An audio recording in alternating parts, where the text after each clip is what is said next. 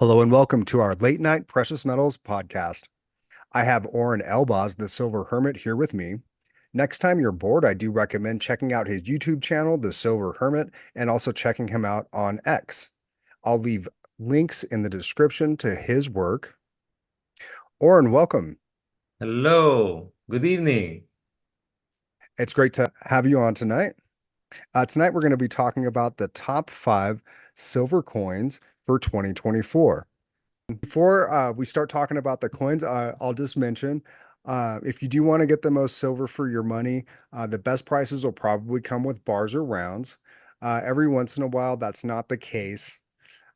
For example, right now on bullion exchanges, they're offering the silver eagles as well as the maple leafs at spot. Now, that's just going to be one coin per customer. And out here tonight, I do have a lot of the different favorite coins. Here's a look at a Cougarand. A lot of folks like those. And we're going to be going over what coins might be the best if you're looking at buying some coins in 2024 and the reasons for that. So, the biggest difference between rounds and coins is that coins are minted by governments. Some people really do prefer coins, especially here in the States. There's a lot of folks who really like the Silver Eagles. You're always going to be able to find better deals on rounds, though. So you'll get a lot more silver weight for your money with bars and rounds than you will with coins. Coins are going to have higher premiums, but oftentimes you can resell them for a higher premium as well. So there's kind of a give and take in regards to that. Yes, I can give you my two bits that for years I've been recommending to people to purchase government issued coins under the assumption that when the time comes to sell them, they are more recognizable. It's going to be easier to sell them. And even though they have a bit of a higher premium, it's worthwhile paying. But just yesterday I went into two popular online bullion dealers to check out the prices right now, and I was kind of amazed because premiums have really gone up, and prices are really expensive. And I can see that right now, for instance, on AppMax, they are known as being kind of expensive. But right now, premiums for government issued coins range there from 11% all the way to almost 30% premium for new American Eagles, which I find to be kind of outrageous.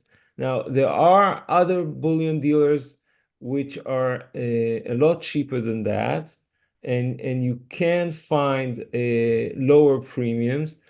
But still, I think since prices means you really need to shop around and you really need to try to find the best deals out there. Now, of course, there's one thing you can't give up. You have to find a good dealer, a respectable, a well-known dealer, so that you know that the coins that you're getting are genuine, it's real silver, and you're not getting fooled, you're not getting duped. Yeah, that's a really good point. Some folks say buy the seller as opposed to the coin. So always make sure that you're buying off a place that you can trust, especially if you're going to be buying on eBay and you see an account, let's just say it's from China or somewhere, and they only have five sales and they're selling Eagles for a dollar under spot. I can almost guarantee they're going to send you a fake coin. I never buy on eBay, by the way. I don't consider eBay to be a good place to buy bullion.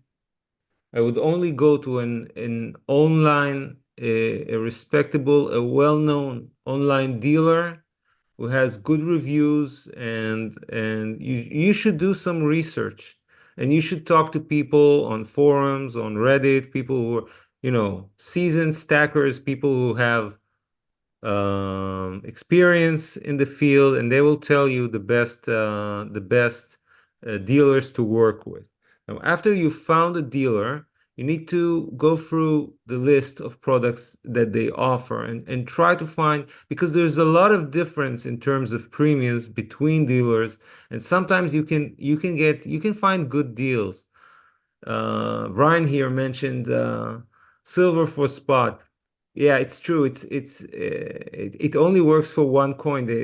But that's perhaps something you should take advantage of. Yeah, it's something like that. If you figure if Eagles are carrying a premium of, let's just say, $3 to $7 or maybe higher, depending on where you're buying them, and you can get one at spot, yeah, might as well take advantage of that. Yes, because on average, it's going to reduce the. If you had if you wanted to buy the like 10 coins, then one coin for at spot, it's going to reduce your average premium. Of course, I'm from Israel, and in Israel, we need to pay a very high tax on purchasing silver, a 17% value-added tax. So that makes like for most people, it almost makes it not worthwhile purchasing silver, but us as stackers, sometimes there was a time when premiums were lower, and there was a time when when the spot price was much lower, that it made sense for me to import bullion coins from abroad to purchase. Back then, there was a time in which APMEX was the only dealer which would ship to Israel. That's the only reason why I went with APMEX. But at the time, prices were much lower then, so it made sense. Nowadays, I probably wouldn't do that because prices have gone up. Nowadays, there is another option. Of course, it's just for, just for Israelis. We have what is known as the Israeli version of junk silver. These are Israeli commemorative coins, which were issued during the 60s and 70s, and they're kind of pretty. They're kind of special. They have a low mintage, usually somewhere between 20 and 100,000 each, which is nothing compared to, traditional bullion coins, which are produced in the millions. Now, the thing is that over the years, because there's not a lot of interest in silver stacking here in Israel, and premiums have gone down over the years, and nowadays you can get them for premiums which are more or less the same as bullion coins. So retroactively, they have turned into bullion coins because their premiums have gone down. And now for Americans, I'm afraid getting these coins is kind of difficult because you'll need to participate in an auction which takes place here in Israel, and you need to pay quite a high shipping fee. That's the problem. But for us here, it's close by, and it's just the best option for me. And this is what I stack nowadays. And the last thing I'm going to say about this is most of these coins are 25 or 26 grams of 90% silver. So they're comparable. They were fashioned, I think they were fashioned after the Spanish dollar. Remember the old Spanish Interesting. dollars? Yeah. Yeah, yeah. And they have these, very clean, very minimalistic designs because that was the fashion back then, and which is quite unusual. And I kind of like them. So this is what I stack nowadays. But of course, this is probably not an option for most people who are listening to us. So let's get back to those options that you have in front of you here. These government issued coins. So I'll just say before we go over all these coins, I'll just say that if you've really shopped around and premiums are too high, then right now, at the point that we are in this market, you should really consider going for rounds, privately issued rounds, because the premiums are much lower for them, and you can get a much more bang for your buck.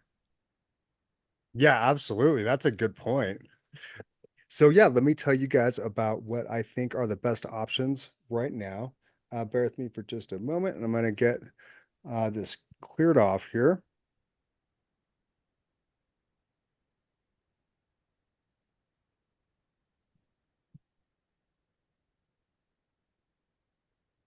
So let me know in the comments what your top five for 2024 would be.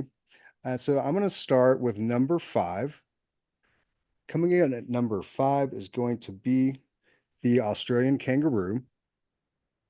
They have a beautiful design. I really like the background lines on these coins.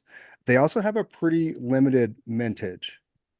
So they're not as widely distributed, making them, less common, a little less recognizable. Not as many people are going to favor these because of that. Nonetheless, they do carry a slightly higher premium than normal. Not too bad of a premium though. So it does make them an attractive option. 4.9's fine is what you get with these. And it is something that might be a little more unique. But I do think it's worthy of stacking if you don't have any better options. So I'm going to bring this one in at number five, and we'll just set it down here.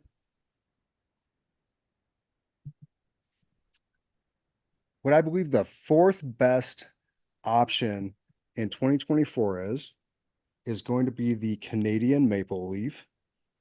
These are also mentioned in 4.9's fine. A beautiful design on these coins. I love the way the light moves off the radial lines.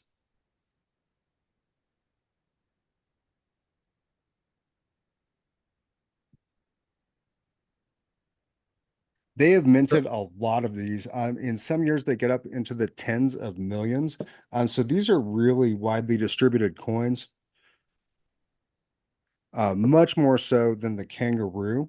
It's going to make them easily recognizable, and they are just everywhere. The premiums on these have been coming down, and so I do think it's good to take advantage of that right now. Excellent coin. Didn't quite make it into the top three. Just going to take a drink real quick. I'm going to give you my feedback on those two. The kangaroos have surprised me because they look better on screen than they do in your hand. That's just my opinion. There's something about they kind of have this shallow imprint. It's not as defined, as well defined as it is with other coins. And although it is kind of intricate and it catches the light in a pretty way, there's something about them that in the hand doesn't feel as impressive as other coins. So kangaroos, although it's nice to have a few of those, are not my favorite coins. Now, the maple leafs, on the other hand, they're really beautiful coins. And I remember when I first bought one of these, when I first held it in my hand, I was absolutely impressed by the way it catches the light and those radial lines. They're absolutely beautiful. And of course, it has all those safety features, that micro engraving. If I recall correctly, it was one of the first coins to introduce such a feature, to include such a feature. And yeah, I really like those maple leaves. Yeah, Wish I had more of them. they're a beautiful coin. The micro engraving is really nice in the little leaf. You can see the year in there. And they introduced something called mint shield technology to these coins. So they haven't been, at least my newer ones for me, I haven't noticed any milk spotting on them. But that did help with the milk spotting on these a lot. And that was a major complaint for these. So always an excellent choice to have in your stack, especially if you can find them at a low premium. Sometimes the premiums on these get a little crazy, but they're good right now. I will say there was a time in which kangaroos were some of the had some of the least, the lowest premium for government issued coins. There was a time in which they were quite affordable, but right now uh, the spreads between the various bullion coins have shrunk. I mean, like there's not much of a difference. Yeah, a lot of them are starting to get really, really close to each other. as far as cost goes. And so sometimes you're kind of splitting hairs, if you're looking at 50 cents or 15 cents more. And when you're in those times, it is a good time to take advantage of the premiums on the American Silver Eagles, in my opinion. These are what I have coming in at number three. For stackers in the US, these are pretty much a must-have. Everybody seems to have at least some of them. So they're extremely popular out here. There are some folks who almost exclusively stack these, which I do think is a bit overboard, in my opinion. Um, Now you do pay a higher premium on these, but you can expect to be able to sell them with a higher premium as well. So this is the old design. Let's have a look at a new one. So these don't have much in regards of a security feature. They have one read that was removed from the edge, and that's the security feature. 3.9's fine. It's a nice big coin. You can see it's a larger diameter than most of the 1 ounce coins, and they meant a lot of these coins. Um, so they're extremely widely distributed. In 2023 alone, they minted over 24 million of the American Silver Eagles. Mm. So there's just a bunch of them out there. Everybody recognizes them. Now, normally these would not be on my list at all, but because the premiums are down right now, I do think that people should take advantage of that if they'd like to get some Eagles for their stack. Yeah, so the American Eagles are all-time favorites, without doubt. They're probably the best looking government issued bullion coin out there. Every stack it should have some American silver eagles, but I wouldn't make them the bulk of your stack. I wouldn't make them the main product which you purchase, because premiums, although they have gone down a bit, they're still outrageous, really. The premiums are very high. So my recommendation is have a few eagles just so you can hold them, so you can have them, but treat them as more of a luxury item, and focus on other products. Try to look for products which have lower premiums. Yeah, I think that that's really good advice. So my second place for 2024 goes to the Silver Britannias. These coins often carry a very low premium. Sometimes their premium's even lower than the number one coin. Um, so these are really affordable for a coin. The background lines that mimic the waves moving, I think is really cool.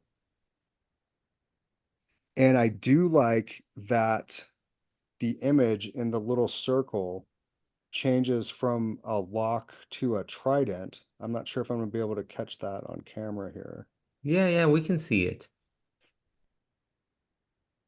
but it's just such a neat security feature, and it's something that anybody can just pick up and look at. Um, if they're worried about the coin being authentic, it's just very convenient.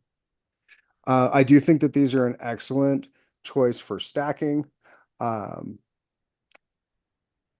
Big part of the reason that I don't have them as number one is they always have a portrait of one of the royals in the back, which I just kind of get a little tired of. They're on a lot of coins, but these are a close second to my number one pick. Yeah, so the Britannias are certainly beautiful coins, and they're very impressive in your hand.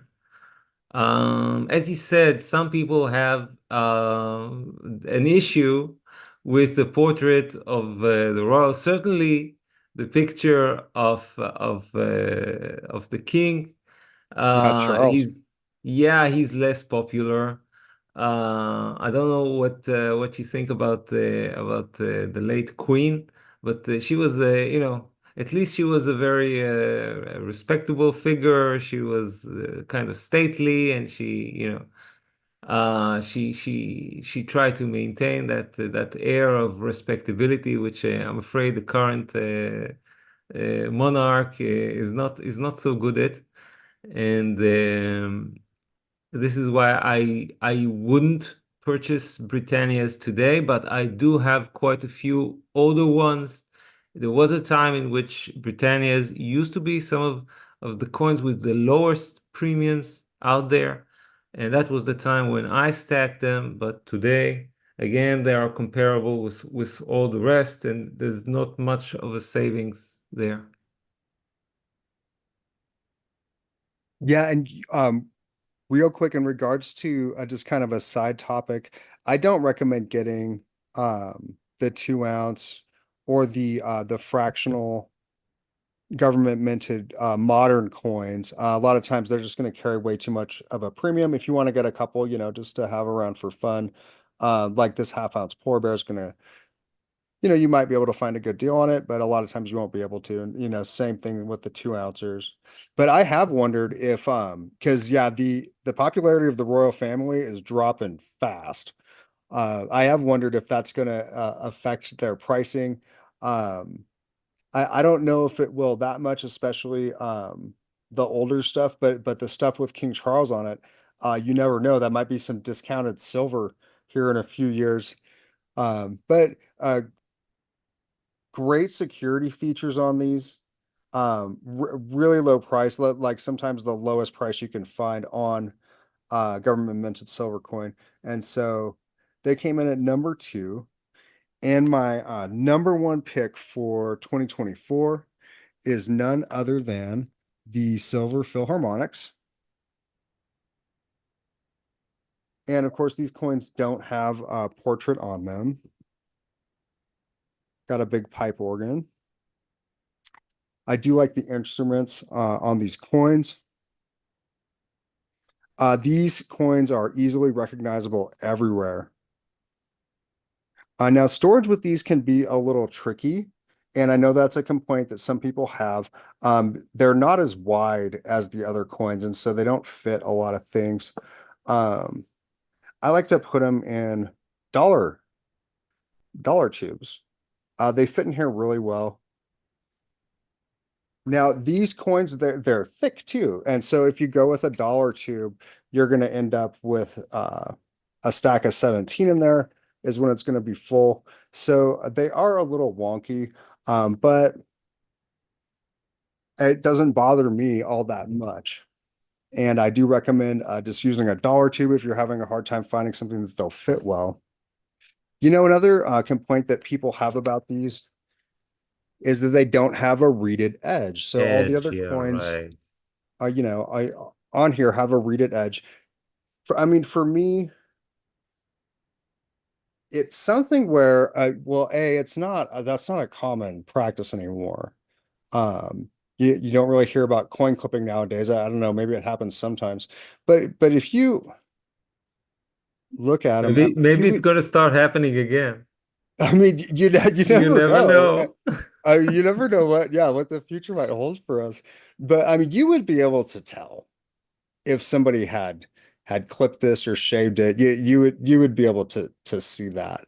And so that really doesn't bother me that much at all. So the Philharmonics are some of my favorite as well. I like their design. I like those musical instruments. Of course, I like classical music, so it speaks to me personally. I also like the design of the organ. Of course, this is the organ from the Golden Hall in Vienna, if I recall correctly. And there is something very impressive about them. Now, it's true, the lack of a reeded edge, it kind of takes away something from them. But I think it was made so they would have a different feel, a different look than the gold Philharmonics. I think that was the aim, that was the thought. Of course, it also says there in German, Silber, that they're made of silver.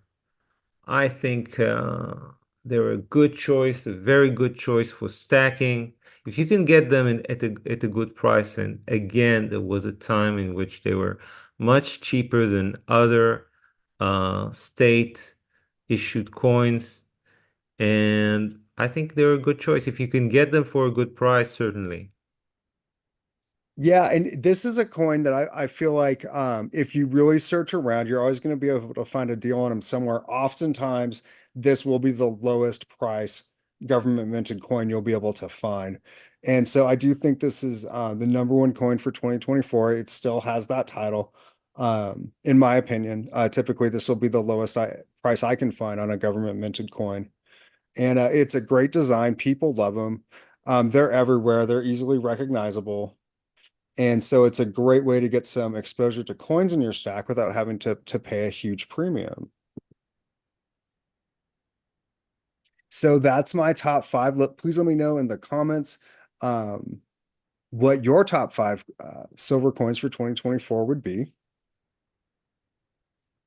Now, I want to interject, and can you please bring back that Krugerrand? Do you have it around there Yes, I somewhere? do. I want to say, when I first got a silver Krugerrand, I was impressed. I mean, like the design of this coin is kind of traditional, it's kind of old-fashioned, but in a good way. It feels very impressive in your hand. There's something about the way it catches that cartwheel effect, which is very pleasant on the background. It feels like a bullion coin. You instantly identify that it's valuable. I mean, it's some of the best looking coins in my personal view. And you'd be surprised. I would put them right up next to the American Silver Eagles, just by the effect that they create.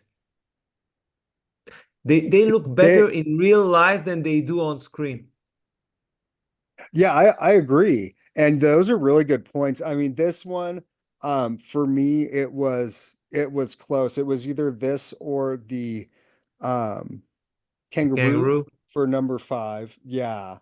And so this one was almost in the top five. I feel well just for all the reasons I stated. I feel like the other ones are a little better, but I do like these coins. They're really great coins. I think that the specific specimen that you're holding has some milk spots there. It does around the edges. Yep. Yeah, you can see them. I was fortunate. I never got any coins with milk spots. That's something I never suffered from. I wonder if maybe it's an environmental thing. Maybe it's not as common out in Israel or something. Maybe it occurs in cold countries more. Yeah, maybe so. So, which coin would you bump out of the top five, or would you have entirely different I coins? I'd I'd switch the kangaroo for the Krugerrand. Okay,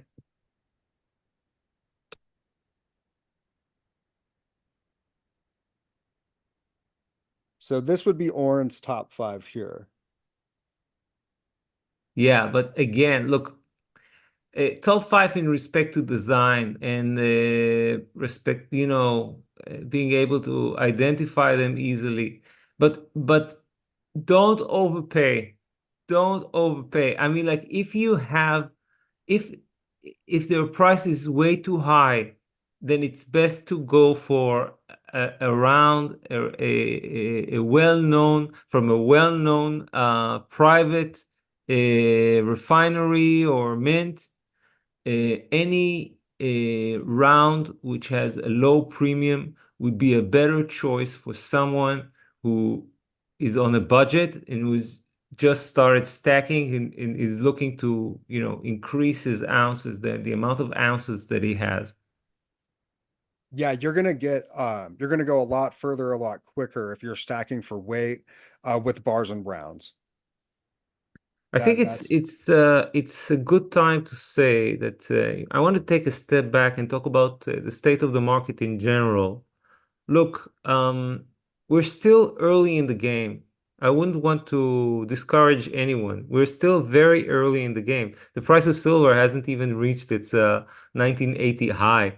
We haven't even set a new all-time high. So we're still early in the game.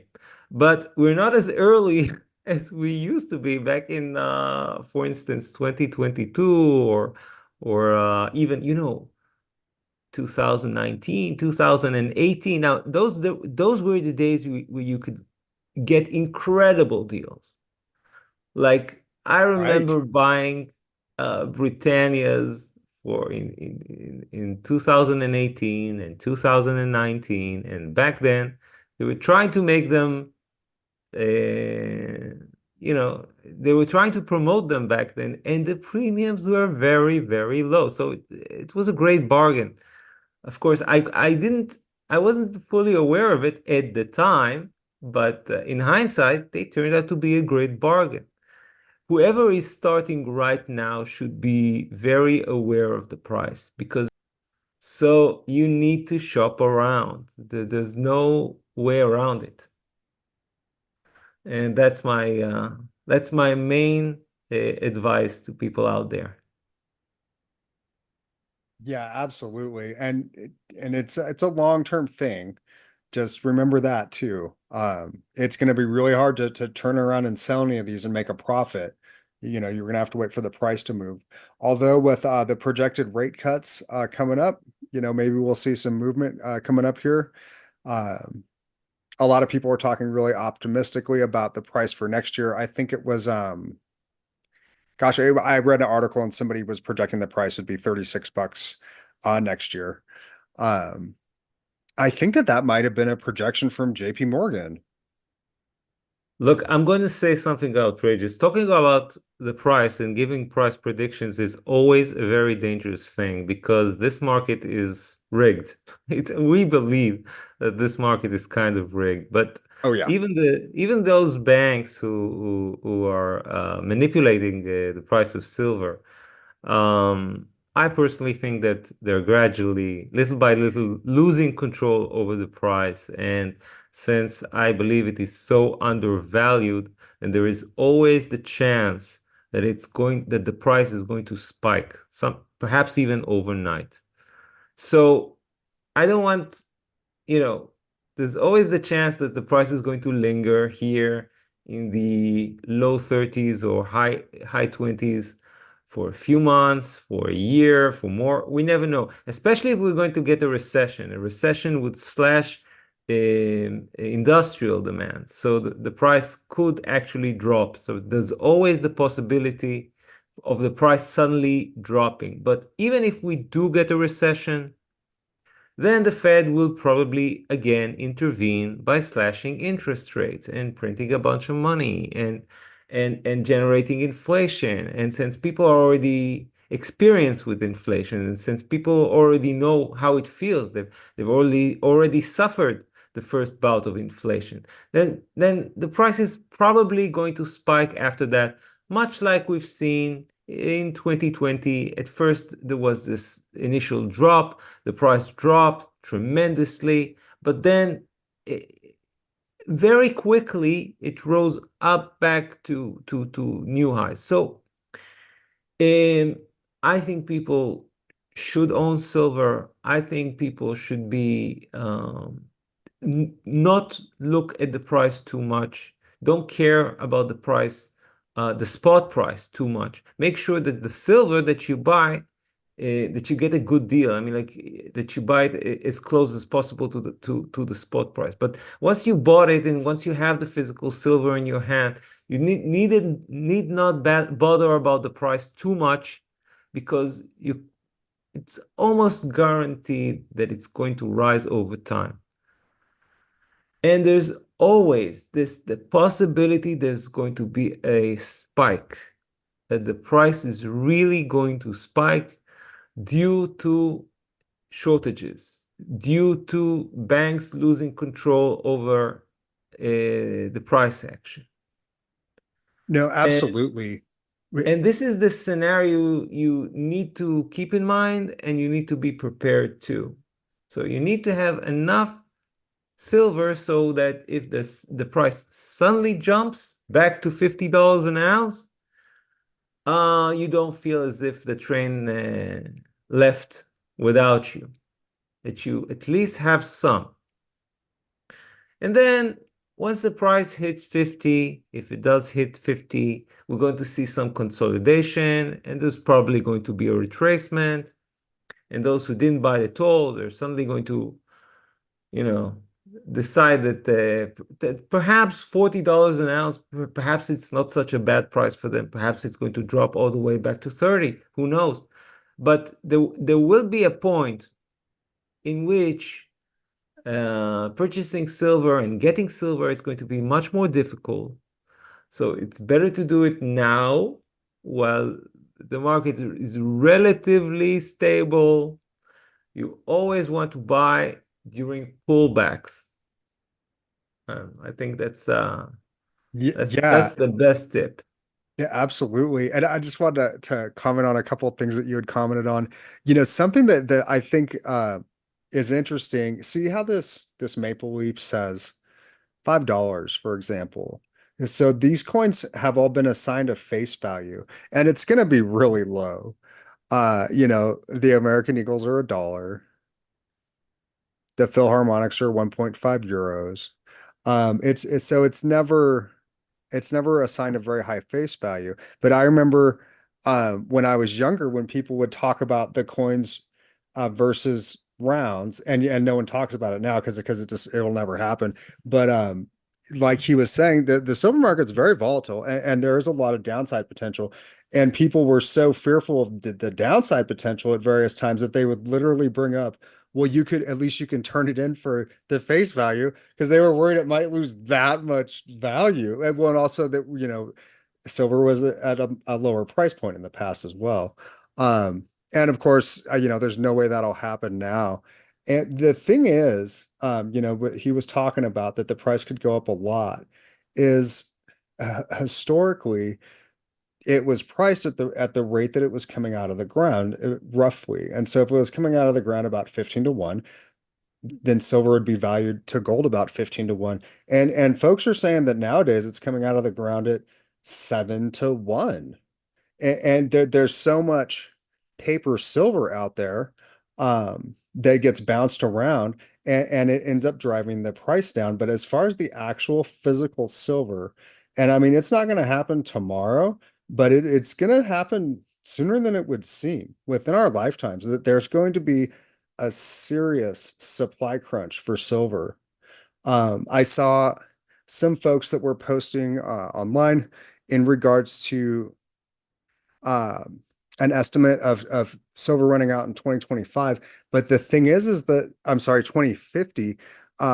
What they were quoting was the estimate that the silver industry would use 85 to 98% of all the silver that's available by 2050. And so the thing that they missed is that estimate is specifically for the silver industry. So if no other industries were consuming silver, the solar industry alone would drain it by 2050. That is what that article is saying. I didn't write the article, but just to offer some clarity on that, that's what they are implying. Not that the entire I think those estimates are extremely optimistic. All of them do not take into account the possibility that you're going to see a sudden spike in investment demand. They simply don't take into account the possibility that people are going to catch wind. People are going to realize that silver is scarce, that there's not enough of it, and suddenly pile into this market and overwhelm it, which was always the scenario which I found to be inevitable, almost inevitable. I once I realized that this is what got me into stacking. The realization that one day people are going to pile into this market and there's simply not going to be enough to go around. Now, I want to say about what happens in the commodity exchange. Now, we know that there is a tremendous amount of paper ounces being traded for every ounce, physical ounce, which finally exchanges hands. And what this means, this is a form of leverage. This means that you have a leverage, a, a huge leverage on every ounce which is in the COMEX warehouses. Now, if you talk about financial instruments, then a leverage of 1 to 3 is common, and a leverage of 1 to 10 is considered high. A leverage of 1 to 100 is considered outrageous. What is a leverage of 1 to 100? It means that if the price changes only 1%, you could be priced out, you could be stopped out of your position. And nowadays we're talking about, Brian, help me here. Is it 1 to 400? Yep. Yeah, roughly. We're Yep. talking about a leverage of 1 to 400. That means that here it's not in the comments, it's not a matter of price, because the price is kind of an artificial construct, because most people don't stand for delivery. But if you have just a quarter of 1% of the people who normally settle for cash suddenly want to stand for delivery and want to acquire physical metal, then the the the the exchange goes bust, or at least needs to force paper settlement, cash settlement. So it's just like It's they're crazy, man. they're It like playing such a dangerous game. I mean, like, I don't know what they are thinking. Maybe they're looking back at what used to be in this market for so many years, that they managed to keep the price somehow in check, and they managed to keep this game, this ball rolling, and they think they can do it for another 20 years. I don't know what they're thinking, but it's obvious to anyone who has some background in finance, in mathematics, the higher the leverage goes, the riskier the game becomes. And it's just, you just need some outside, just need a push. It just needs a push yeah, for that it wouldn't for that take. game to collapse. Yeah, it wouldn't take much. Hmm. It just needs a tremor in the financial system. Of course, we've just seen such a tremor. We've had a bit of a pullback in the stock market due to what they're talking about, an unwind of the yen carry trade. I know for most people that sounds like Japanese. It sounds completely unintelligible, but it only means that the interest rate on the yen was very low, extremely low for many years, and people borrowed yen in order to gamble in other markets where returns were higher. And now that the Bank of Japan is trying to reverse this policy, then suddenly they need to get out. They need to get out of that yen carry trade, and that happens by selling dollars and buying yen. And suddenly those exchange rates suddenly fluctuate, and suddenly perhaps that means that they need to sell all sorts of stocks or bonds that they bought, sometimes with leverage. And yes, it's all fine and dandy when you're making money and people are gradually moving, gradually moving into this trade, but trying to unwind it, it's almost impossible without crashing the market, because it's so huge right now, and there's so many people, running at the same time to the exit, and the exit is not big enough for everyone to get out at the same time. Just can't funnel all those people through there. It's like a cattle chute. Only a couple are going to get through.